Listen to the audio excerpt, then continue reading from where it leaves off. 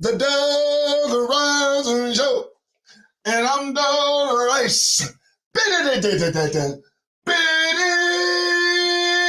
just want the whole. Okay, good morning. What up? I try to do it right every morning, 7:01 in the morning, 10/4/2023. Still more. Good gosh almighty. I have never seen a white man kicked out of power so fast. Good God almighty. And there he went. Good Lord. Wow. I mean, you're speaker and then you're not. What? Let me tell you something, folks. They're at war with one another. Yes, they are. They are at one another's throats. And they're laying each other's throats bare. It's quite a sight.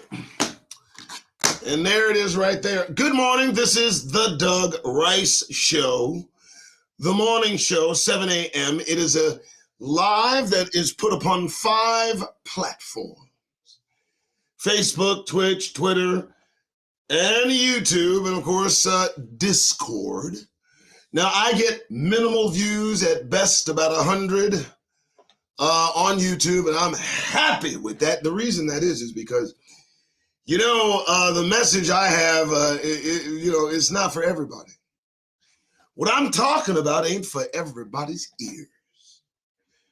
And today will be no different as I beckon all Negroes near. Oh yeah, folks, that's how we roll.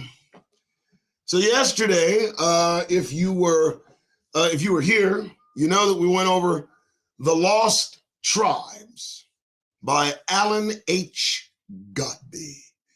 But actually, you didn't know because, unfortunately, I didn't know until moderator extraordinaire Katrina looked up the author of this PDF. Now, look, folks, this is 800 some odd pages of power.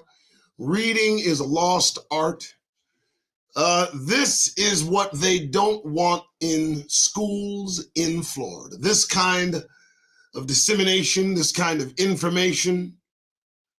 And they certainly don't want it spread amongst the Negro nation. They don't want us knowing this shit. No. Need I remind every one of you listening to this show that it was a primary focus of our enslavers that Negroes never be taught to read. Now, you need to understand the kind of development that impedes. But it also closes the mind to the evidence of truth. And, that's the reason I shout it from the roof. All right, well, we're good. How you doing, folks? 7:04 in the morning. And as I said, they're losing their democracy. They're losing their democracy. They're losing their minds. Donald Trump looked about as mean as he could get in court. I can't imagine the demon-type effect on that man's countenance, so obvious for everyone to see, lay upon. And now he is full bore into the lives of Negroes with his horde of white nationalists and crazed neo-Nazis, blonde-haired, blue-eyed beings.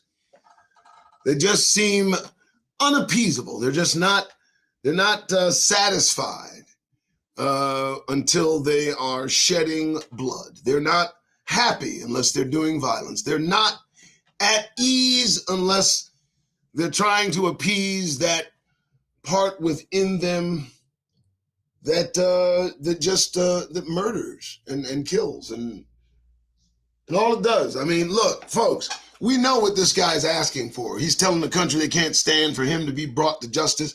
He's asking for a civil war. And more likely he'll get it because his momentum seems to be picking up. And while we are mere victims caught within this myriad of nonsensical idiocy controlled by fools surrounding us all.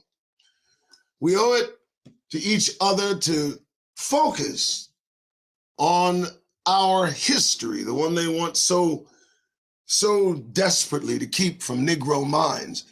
While they are distracted, putting foot to each other's behinds, we need to at least look in all directions for the type of informational connection that tells us our future direction.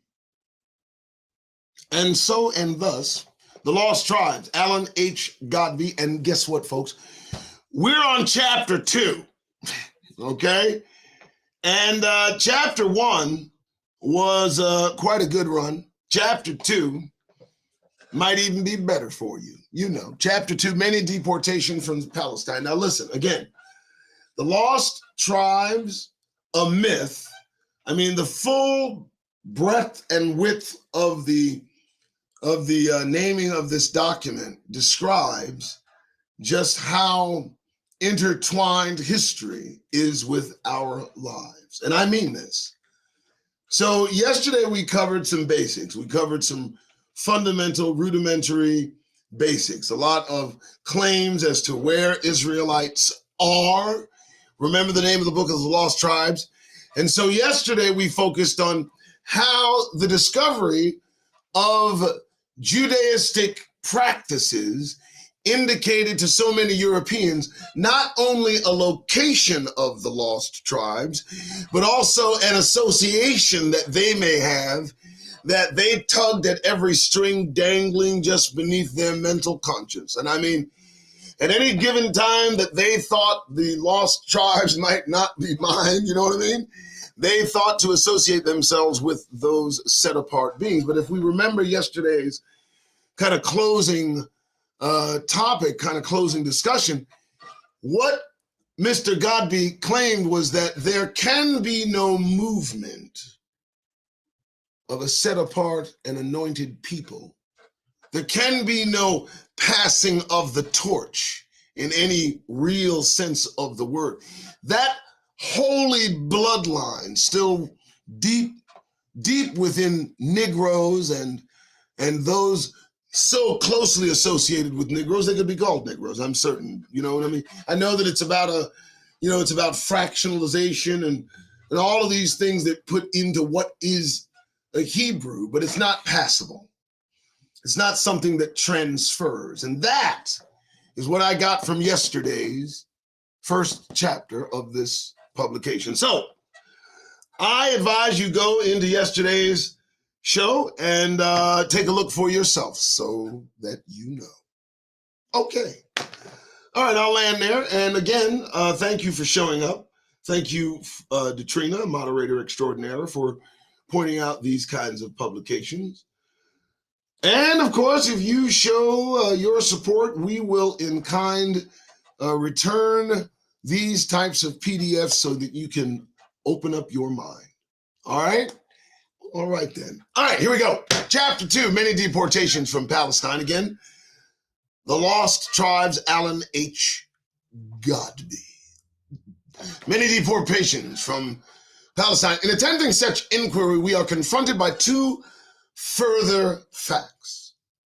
First, it has been assumed that the whole of the 10 tribes were deported, that there were no other dispersed Jews from whom later resemblances to Judaism might arise, and that the conditions of life in the new homes of those deported could not have favored the spread of Judaism there. Therefore, numerous local traditions of descent from Israelite ancestry prove the presence of members of the lost tribes.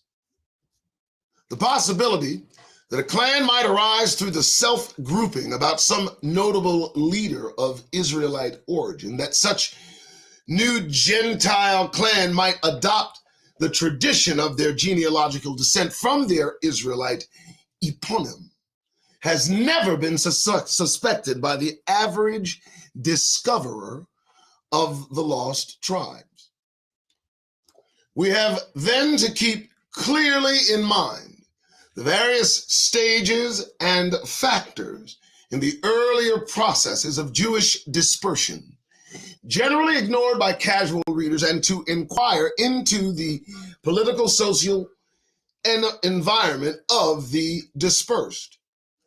It should be remembered that Israelites have been engaged in commercial enterprises and migrations since Solomon's alliance with the Phoenicians, and that in consequence, only a fraction of the present widely dispersed people can be the descendants of ancient captives. Now, let's break that down a little bit. Again, and I think they are reinforcing what we saw toward the end of chapter 1. I do. I believe that they are. And again, I have not read ahead in any real respect, so I will be as collectively shocked, shaken, or awakened just as you. And so, again, I want to say, the pull of the thought in my mind expresses an impossibility of transference unless through true bloodline. And that, to me, dovetails nicely with the Father saying that he has a set-apart people of special possession, a unique people, not just everybody. But let's continue.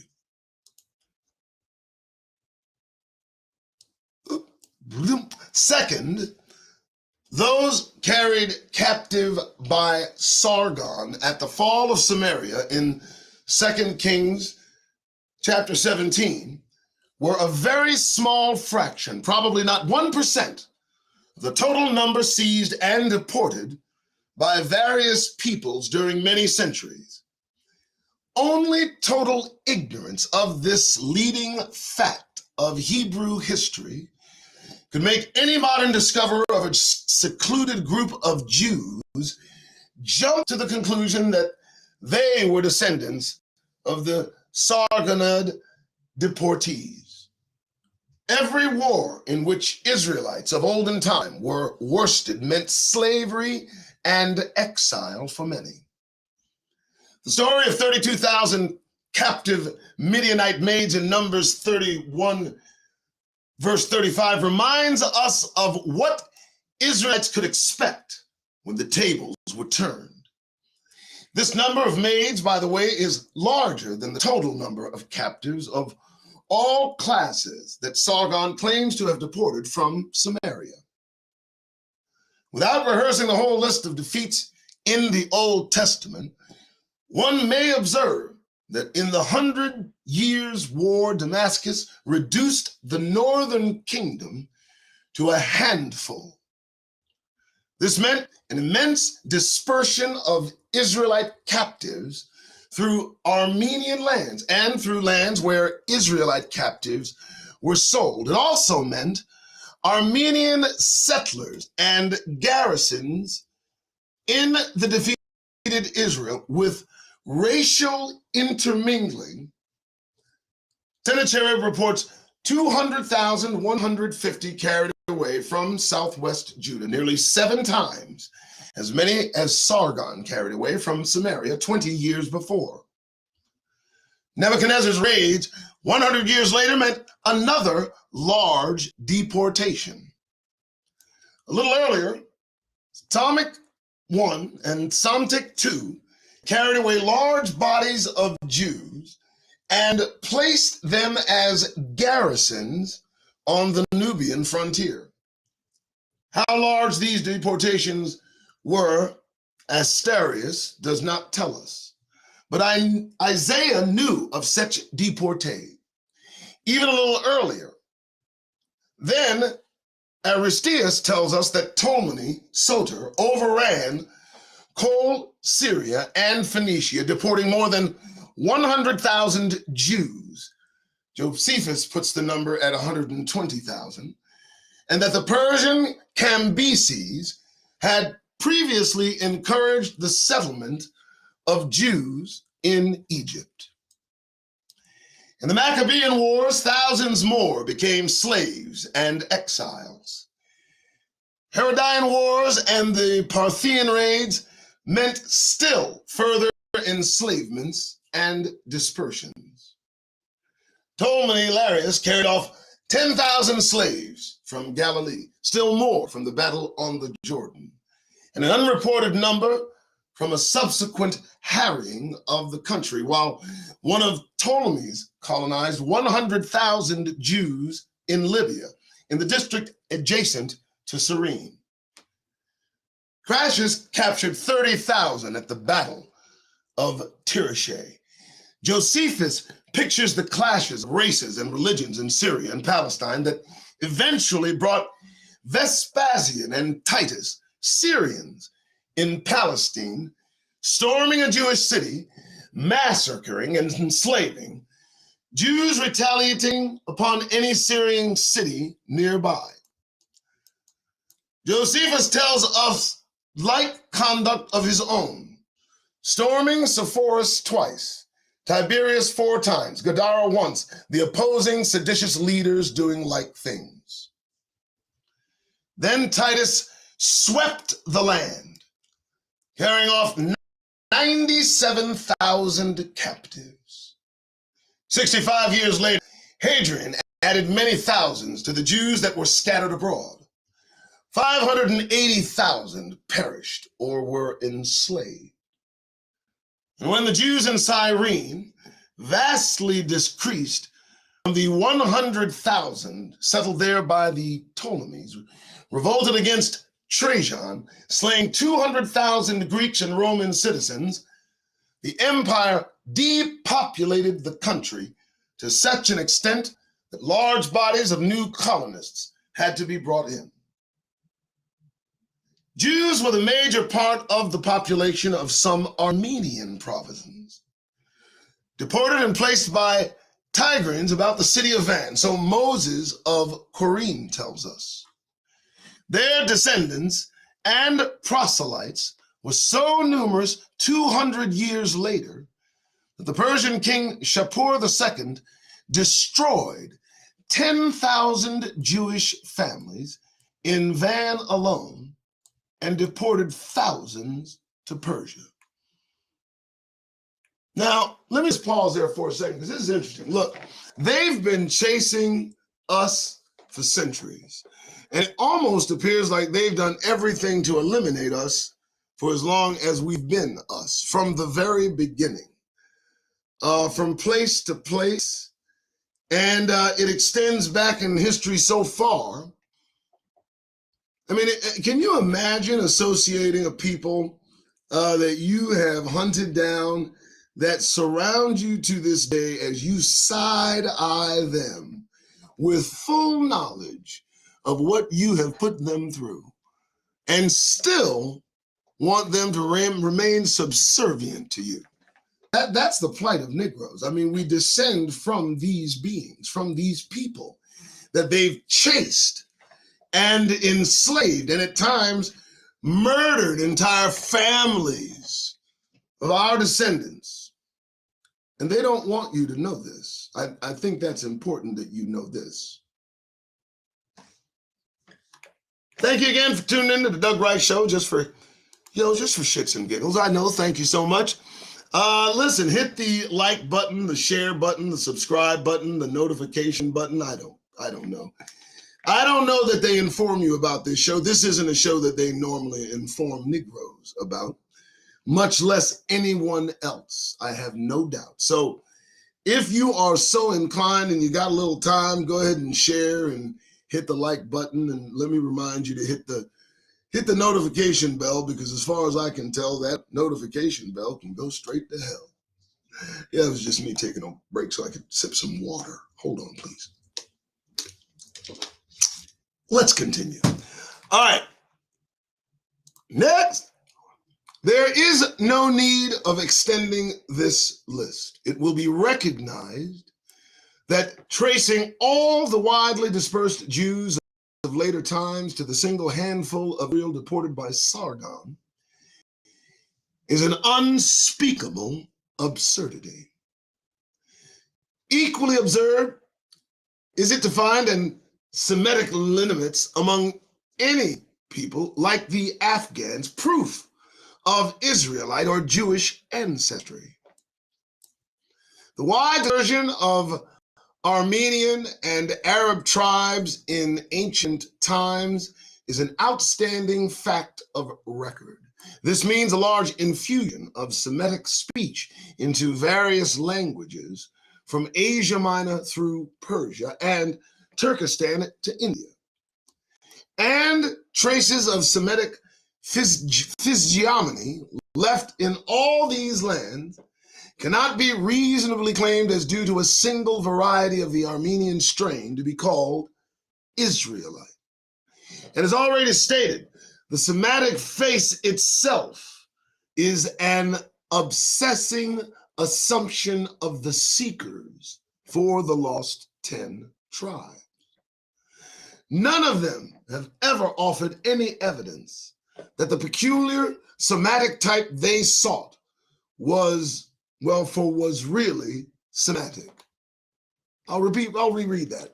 None of them have ever offered any evidence that the peculiar Semitic type they sought for was really Semitic.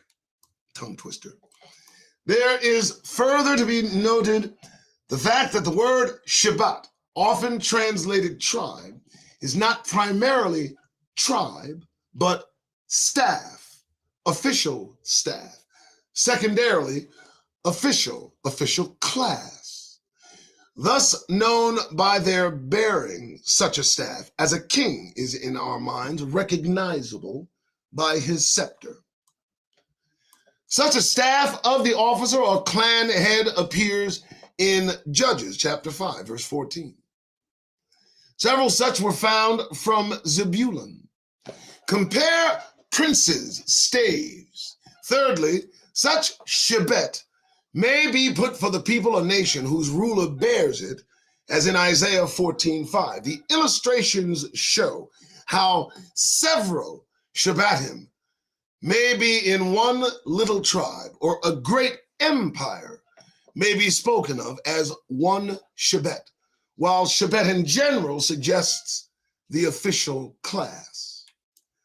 In like manner, Makzen, treasury, is used throughout Muslim North Africa as the technical term for the whole governing or aristocratic group, as palace, great house, was in ancient Babylonia. The ancient Egyptian monarch was also Pir-au, the great house. And throughout much of Bantu Africa today, the big house or the great place remains a popular term for the hut or village of the chief. Negroes brought the idiom to America and often referred to the home of the plantation owner as the big house. In the same way, an official is known in old Palestine or Egypt by his Shebbet or staff, from Zebulun, those wielding the Shebbet of an officer. The famous wooden statue of Ra-Em-Ka of the 4th dynasty period, now in the museum at Cairo, brought shouts of Sheikh el-Balad, the village chief, from the workmen who dug it up. He bore a wooden staff, as such chieftains still do. So we understand that Jeroboam, winning 10 Shabbatim in 1 Kings 11:31, is winning the ruling classes, those whose vote in council can make or depose kings. They are militaristics looking for a leader. In 1 Samuel 8:4, they are all the elders of Israel.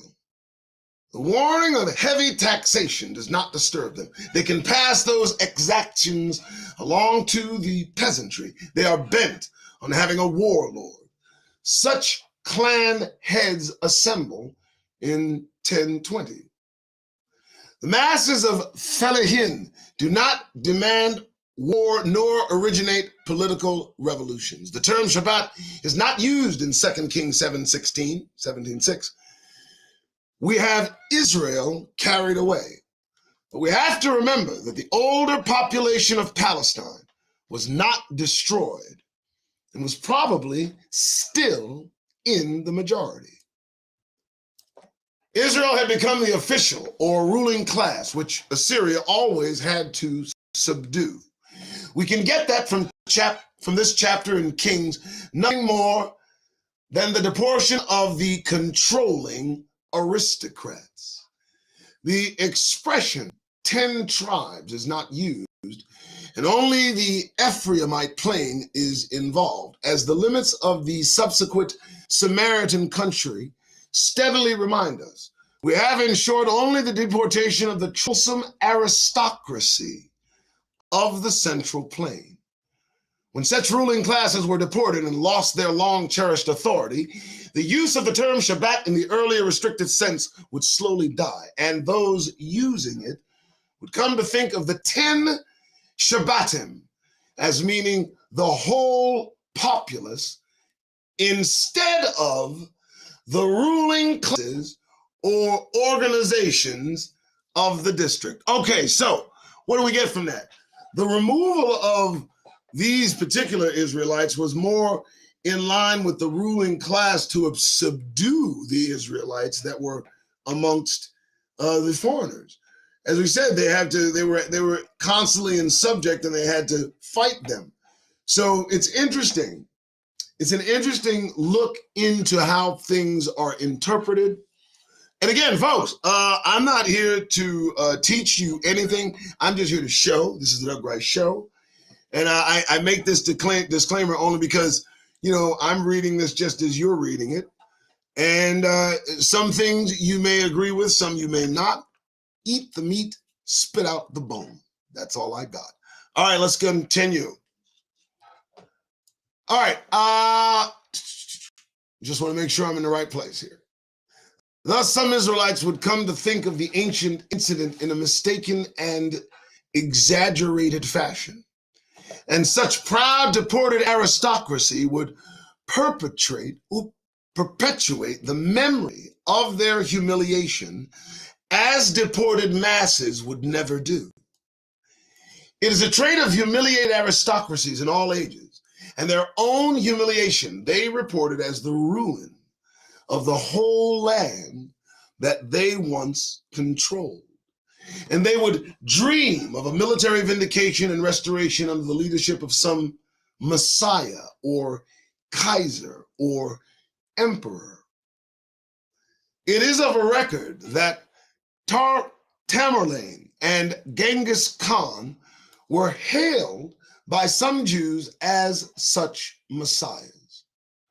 Genghis Khan had a corps of Jewish troops. Such a dream logically culminates in political ruin.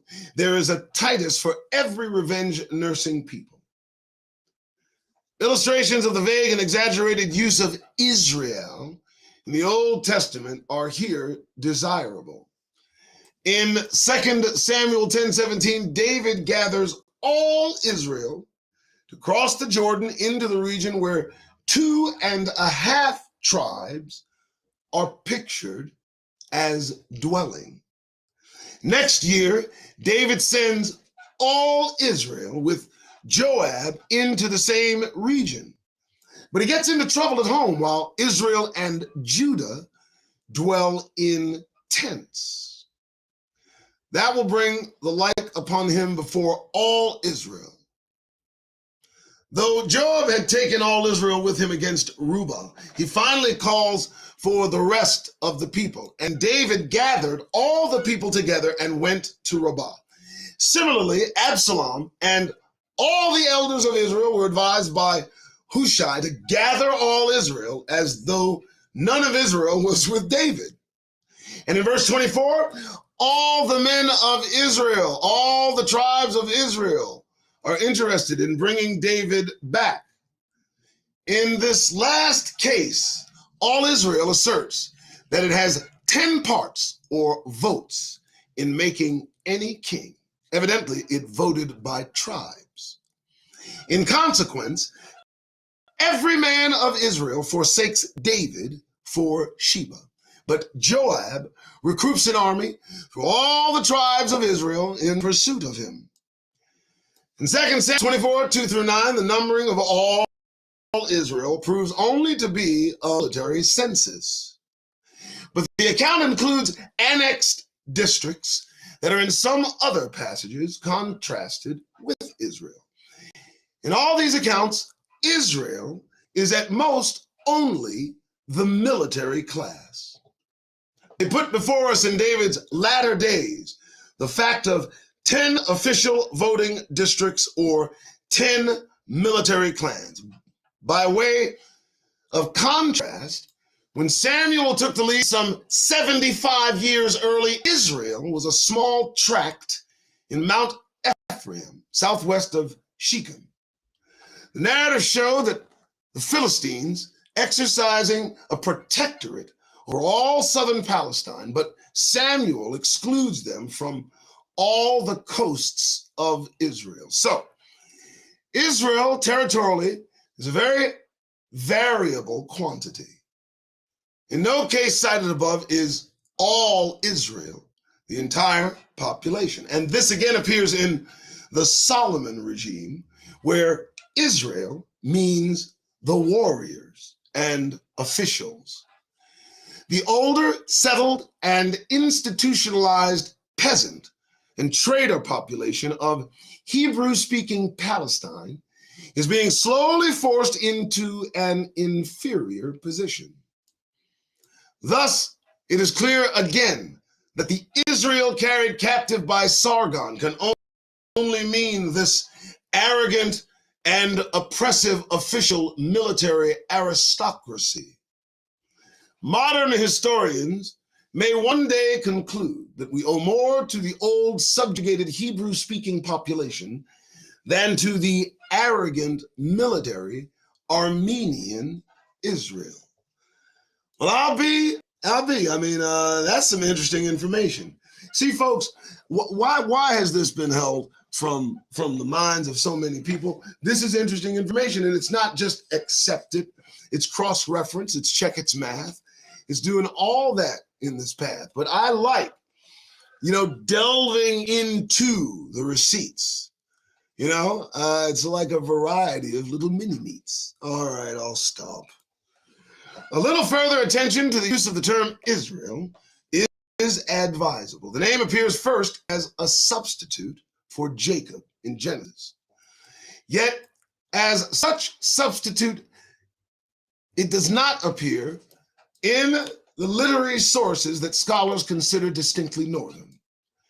It is not a name for the patriarch in the earlier prophets, save Hosea. It does appear in tales told by southern writers about early doings in the north and northeast. In 1 Kings 18:36, 2 Kings 17:20, 34, Judges 18:29 are passages in which Israel, as a patriarch name, is believed to be an insertion by an editor.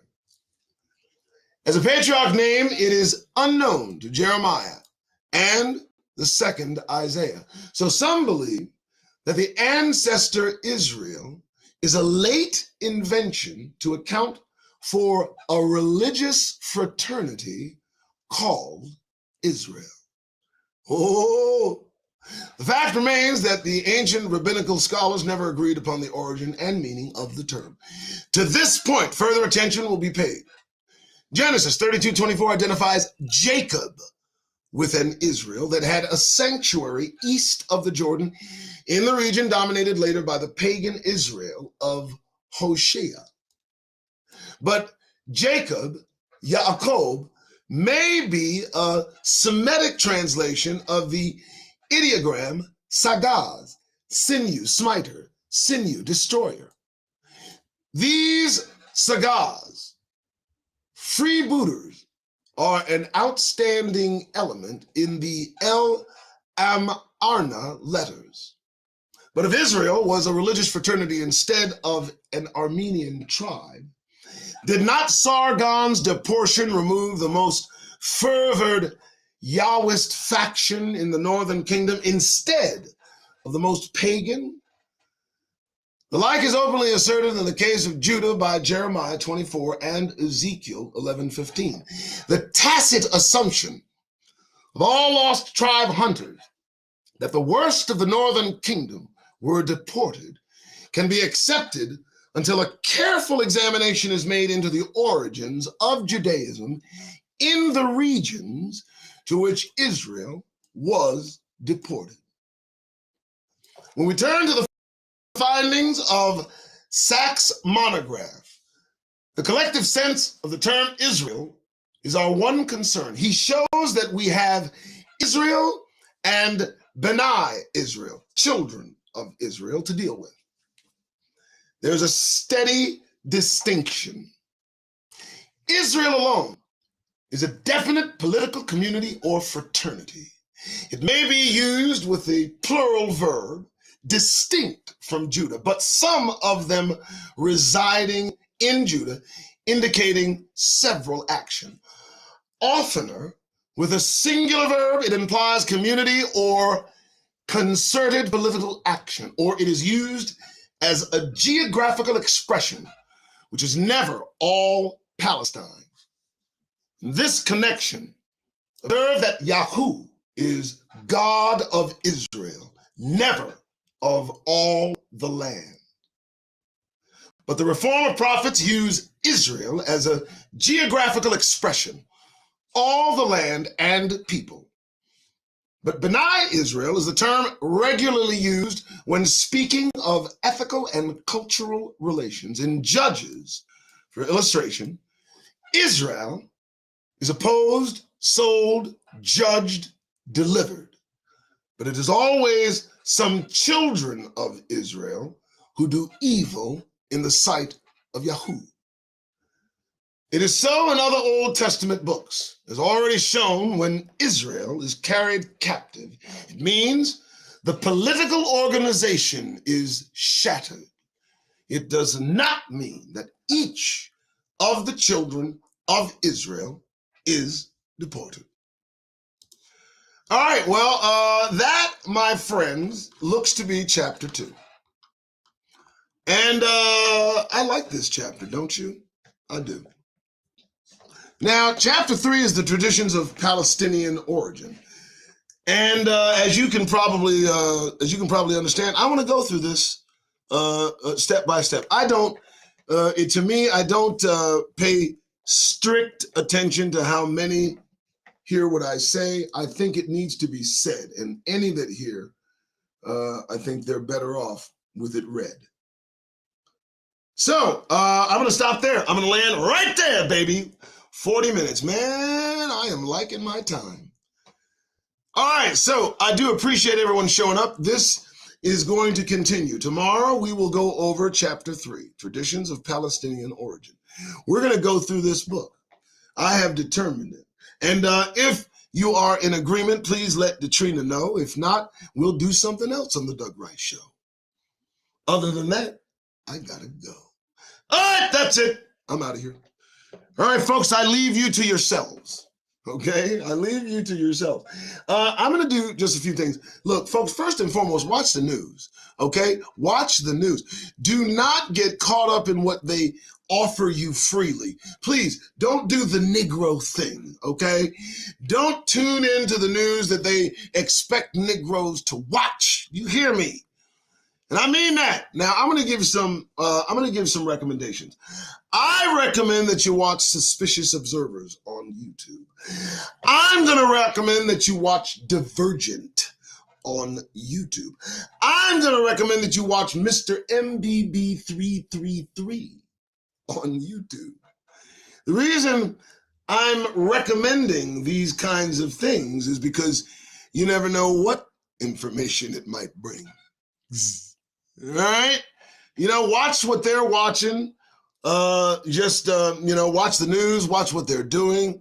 It's a dangerous situation that is brewing. It is not, this is just not a joke. Now, I mean, it's a small microcosm of the United States landscape, but it can grow and fester, and I mean, like a cancer, and envelop the whole country before Negroes have a way to get out or dig in. So I'll say it again: do away with that grin. If you got to be out there in they freaking faces, please get that goddamned grin off your faces. Act like you got some dignity. All right, folks, I gotta go. See you tomorrow. Enjoy the show.